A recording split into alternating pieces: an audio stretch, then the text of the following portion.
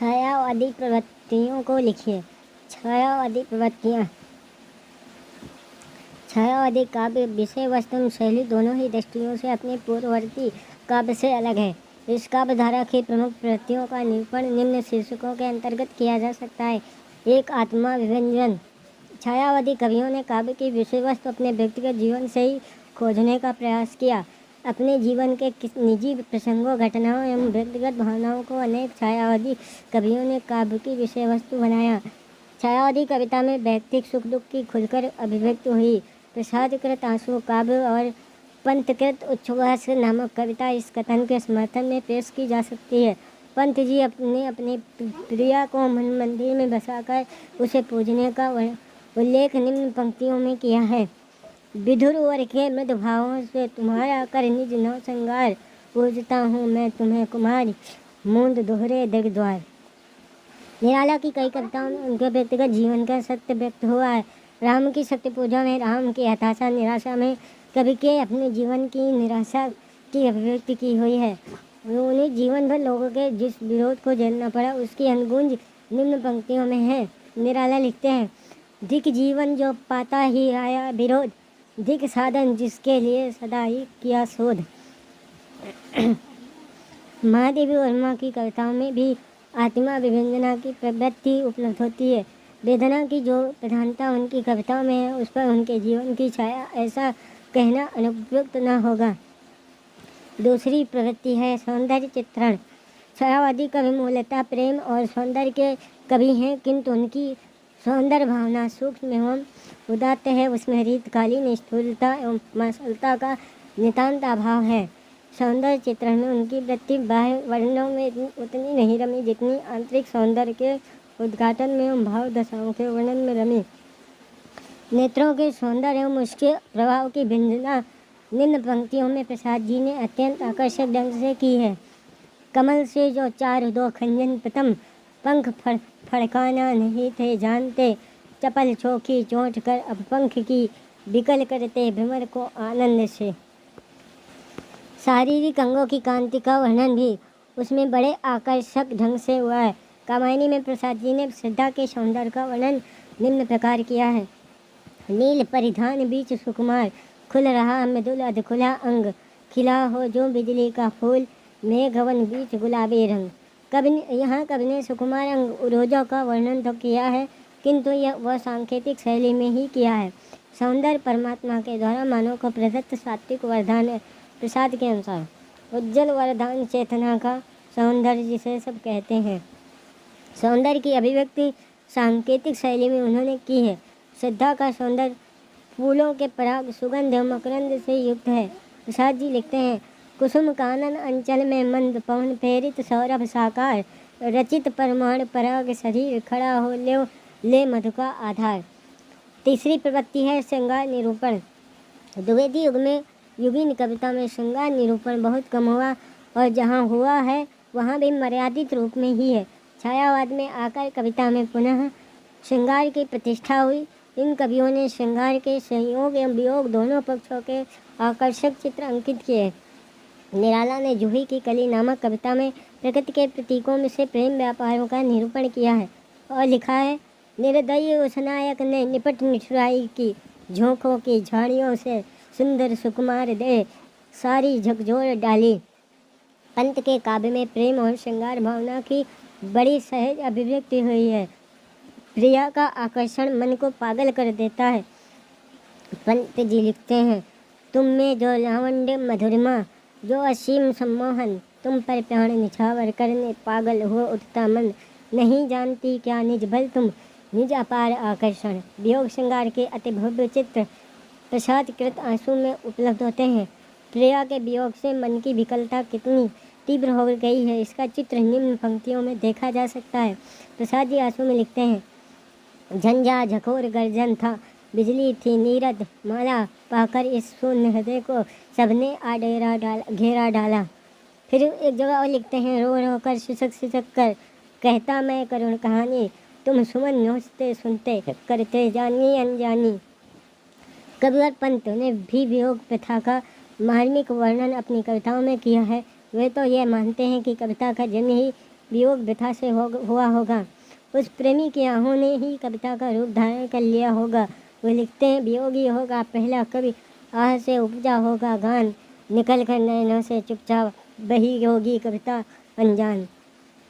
प्रिया का ध्यान हृदय में वेदना की कसक उत्पन्न कर उसे अधीर कर देता है। पंत जी लिखते हैं, तड़ित सा सुमुखी तुम्हारा ध्यान, प्रभा के पलक मार और चीर, गोड़ गर्जन कर सब गंभीर, मुझे करता है अधिक अधीर, जुगनुओं से उड़ मेरे प्राण, खोजते हैं तब तुम्हें निदान। महादेवी वर्मा के काव्य में जो विरह वेदना की ही अधिकता है, महादेवी वर्मा के काव्य में तो विरह एवं वेदना की अधिकता है। इस प्रकार यह कहा जा सकता है कि श्रृंगार निरूपण छायावाद की प्रमुख प्रवृत्ति रही है। चौथी प्रवृत्ति है नारी भावना। छायावादी कवियों ने नारी के प्रति उदात्त दृष्टिकोण अपनाकर समाज में उसके सामान्य स्थान को प्रतिष्ठित किया। रीतकालीन कवियों ने नारी को विलास की वस्तु और उपभोग की सामग्री मात्र माना, जबकि छायावादी कवियों ने उसे प्रेरणा का पावन उत्सव मानते हुए गरिमा प्रदान की। वह दया, क्षमा, करुणा, प्रेम की देवी है और अपने इन गुणों के कारण श्रद्धा की पात्र है। प्रसाद जी लिखते हैं, नारी तुम केवल श्रद्धा हो, विश्वास रजत नग पगतल में, पीयूष स्रोत सी बहा करो जीवन के सुंदर समतल में। पंत ने देवी माँ सहचरी प्राण कहकर नारी के प्रति अपने आदर का परिचय दिया है। प्रसाद जी के हृदय में नारी का बहुत ऊंचा स्थान है। निम्न पंक्तियों से उनके विचारों को जाना जा सकता है। तुम देवी आह कितनी उदार, वह मात्र मूर्ति है निर्विकार, हे सर्व मंगले तुम महती, सबका दुख अपने पर सहती। निराला ने भी नारी को निराश पुरुष के हृदय में आशा का संचार करने वाली शक्ति के रूप में प्रतिष्ठित किया है। राम के सत्य पूजा में राम के निराश हृदय में सीता की स्मृति मात्र से आशा का संचार होते दिखाया गया है। ऐसे क्षण अंधकार घन में जैसे विद्युत, जागी प्रतिभा तनया कुमारी का छग अच्युत। पांचवी प्रवृत्ति है रहस्य भावना। छायावादी काव्य में रहस्यवाद की प्रवृत्ति भी प्रमुख रूप से उपलब्ध होती है। आचार्य रामचंद्र शुक्ल ने इसी कारण से छायावाद का अर्थ रहस्यवाद माना है। प्रायः सभी छायावादी कवियों ने अज्ञात सत्ता के प्रति जिज्ञासा के भाव व्यक्त किए हैं। पंत की मन निमंत्रण कविता में इसकी अभिव्यक्ति बहुत सुंदर ढंग से हुई है। ना जाने कौन आए द्युतमान, जान मुझको अबोध अज्ञान, सुझाते हो तुम पथ अनजान, फूंक देते छिद्रों में गान। प्रसाद जी ने कामायनी में स्थान पर उस अज्ञात सत्ता के अस्तित्व का बोध कराया है। पता नहीं वह अज्ञात सत्ता कौन है, कैसी है और क्या है। वे लिखते हैं, हे अनंत रमणी कौन तुम, यह मैं कैसे कह सकता, कैसे हो क्या हो इसका तो भार विचार न सह सकता। निराला की तुम और मैं कविता में उस परमात्मा से अनेक प्रकार से संबंध जोड़े गए हैं।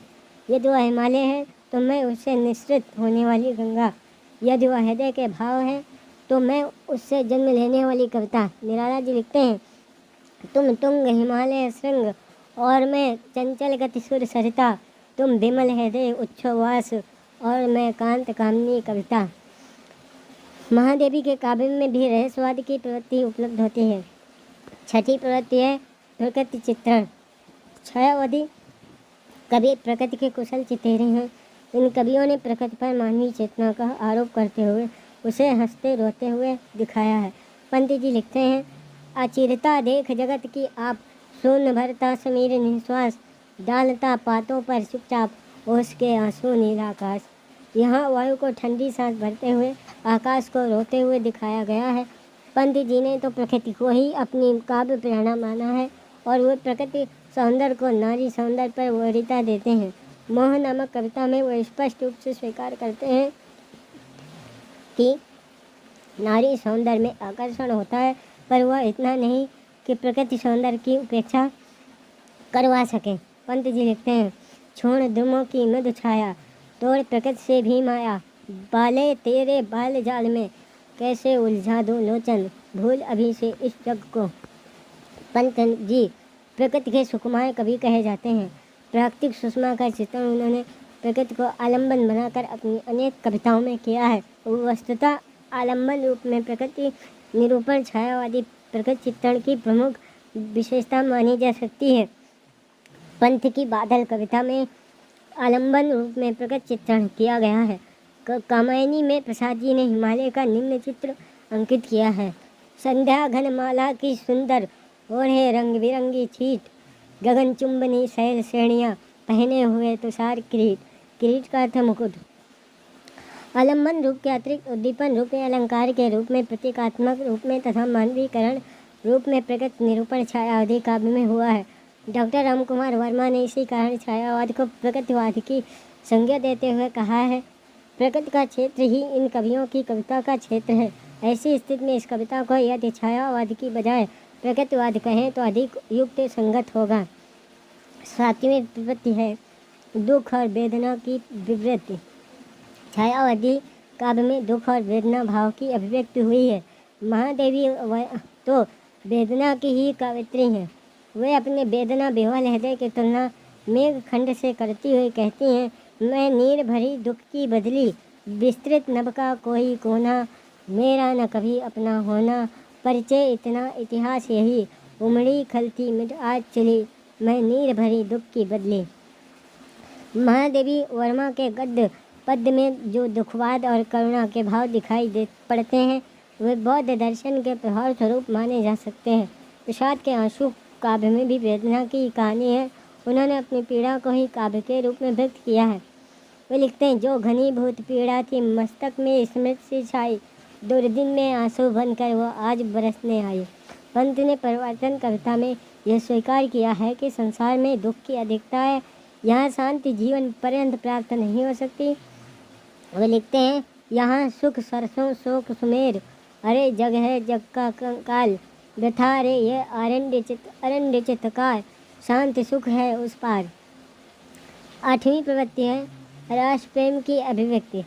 छायावादी काव्य में राष्ट्रीयता के स्वर भी मुखरित हुए हैं। प्रसाद जी ने अपने नाटकों में जो गीत योजना की है उसमें राष्ट्रीय भावना की सुंदर अभिव्यक्ति हुई है। उन्होंने भारत के अतीत गौरव के चित्र अंकित करते हुए देश की महिमा का बखान किया है और लिखते हैं, अरुण यह मधुमय देश हमारा, जहाँ पहुँच अनजान क्षितिज को मिलता एक सहारा।